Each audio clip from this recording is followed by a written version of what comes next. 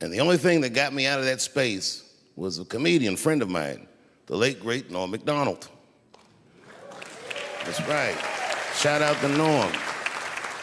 And what Norm did, which I'll never forget, is he knew that I was the biggest Jim Carrey fan in the world. Now, I'm not gonna go all into it, but Jim Carrey is talented in a way that you can't practice or rehearse. What a God-given talent. I was fascinated with him. And Norm knew that. And he called me up and he goes, Dave, he says, I'm doing a movie with Jim Carrey. Do you want to meet him? And I said, fuck, yes, I do. And it was the first time I could remember since my father died being excited. And the movie was called Man on the Moon. I didn't know any of this. And in this movie, Jim Carrey was playing another comedian I admired, the late, great Andy Kaufman. Yes, and Jim Carrey was so immersed in that role that from the moment he woke up to the time he went to bed at night, he would live his life as Andy Kaufman. I didn't know that. When they said cut, this nigga was still Andy Kaufman. So much so that everybody on the crew called him Andy. I didn't know any of that. I just went there to meet him, and when he walked into the room where we were supposed to meet, I screamed, Jim Carrey!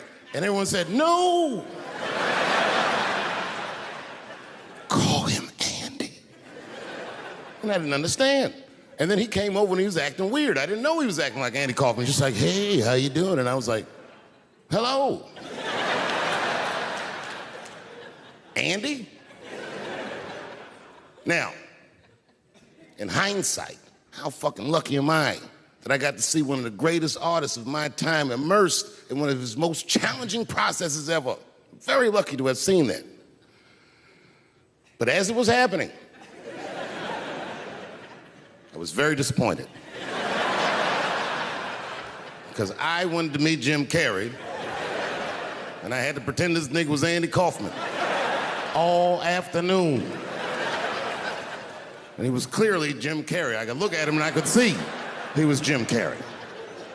Anyway, I say all that to say, that's how trans people make me feel.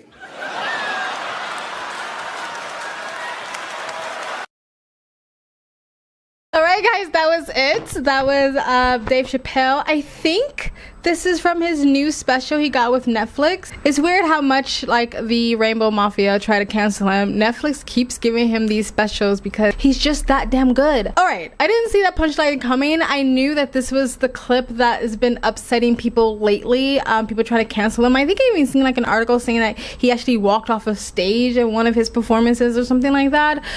So people are upset about that joke, which I think is a really good joke because you don't see the punchline coming. He tells you this story about Norm Macdonald and Jim Carrey, two amazing, great comedians in their own way. Jim Carrey is an amazing actor, no matter how you guys don't like him because he has a little bit of a hippie progressive mindset. I like Jim Carrey.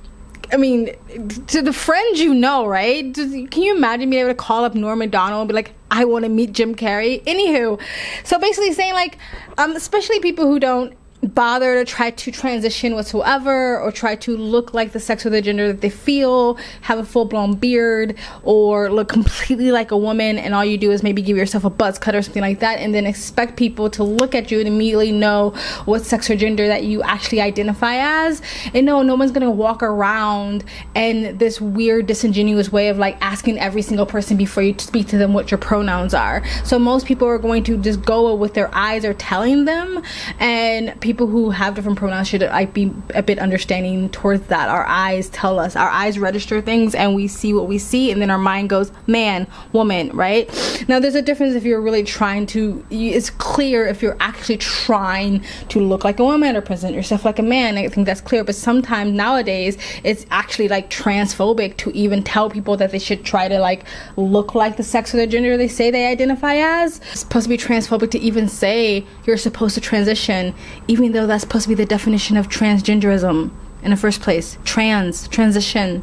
You don't feel like there's sexual, never mind. Do you think it was really that bad? Do you think Dave Chappelle should be canceled? Do you think Dave Chappelle can be canceled? Like, the reason why, like, the Rainbow Mafia and the libs and the progressives and all the Karens in the world, left and right, should understand the Streisand effect. If you tell people not to watch, if you try to cancel something, more than not, people are going to watch it or pay attention to you because you told them not to, and people don't like to be told what not to do. Dave Chappelle probably do this for two reasons. A, he's probably sick of people telling him he can't make jokes about this community, and B, he knows it's going to get his special attention, right? If the Rainbow Mafia and TikToks didn't get so upset, probably less people will probably watch his special. That's probably why Netflix isn't bothered by these jokes, because they know that he's gonna make a joke, it's gonna get a lot of attention, people are gonna watch the special, and they're gonna get the views that they need, and Dave Chappelle is gonna keep getting the audience that he needs for Netflix to keep calling him back to do specials. Like, it's really that simple. Stop paying attention to it. It wasn't really that serious.